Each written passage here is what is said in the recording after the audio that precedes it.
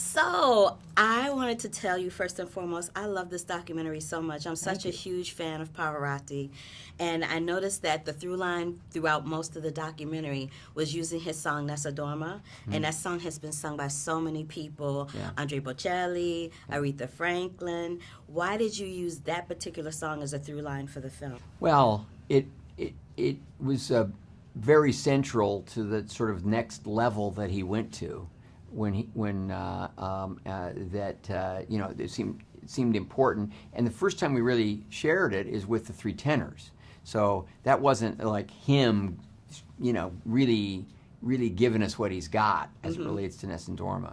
But it's also a great piece of music, so powerful, and the idea behind the song is so great that I want to end the movie with it as well. Yeah, I love that when the last line of the song translates to "I will win," which is what he did over and over and over again in his life. Through that joy, the great thing is that you didn't feel like he was some sort of, like ambitious, animal monster who's just I'm gonna, no matter what, I have to succeed.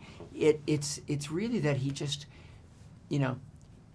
he would throw his focus on something, whether it was the music, whether it was a relationship, whether it was philanthropy, whether it was his kids at a certain point, and he'd go all in, and it would be this sort of this pursuit of joy and just what he thought was the right thing to do as a person, and that's how he would win, which is I respect.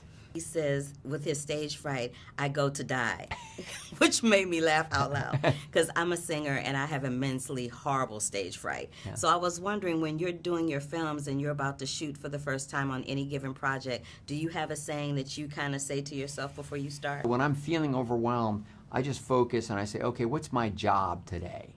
Because I like to distill it down to work. I've grown up doing this stuff. Absolutely. And so if I can just remember, what are we supposed to be doing right now? Let's put everything else aside for just a minute and get focused on that. That gives me a kind of peace of mind and a little equilibrium, and we do that. And of course, I'm not an opera singer. I don't have to do it alone. I get to do it with a fantastic group of unbelievably talented, committed artists and technicians. And so I love being on the team and sometimes leading the team. You have directed such brilliant dramas, a few documentaries here and there, and even Curious George. What made you want to direct a documentary around Pavarotti?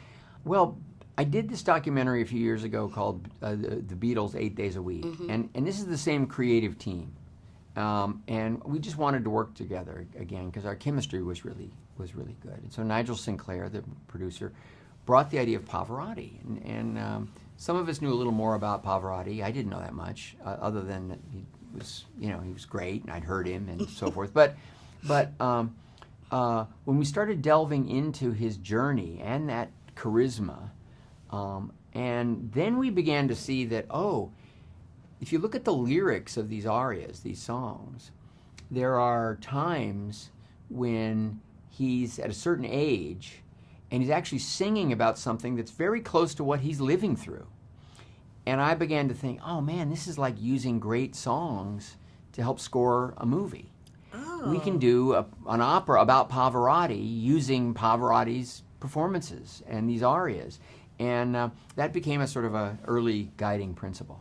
Well, I loved it. It was Thank you. Absolutely wonderful. It was like watching him in concert for real. And that last moment of him singing Nessa Dorma that last time, it really broke my heart. Well, I direct actors in close-ups, and when you see what's going through him, and somehow he's still performing these notes, which is this kind of physical, it's like athletic, what he's able to do, but still through that, I know he's telling the truth.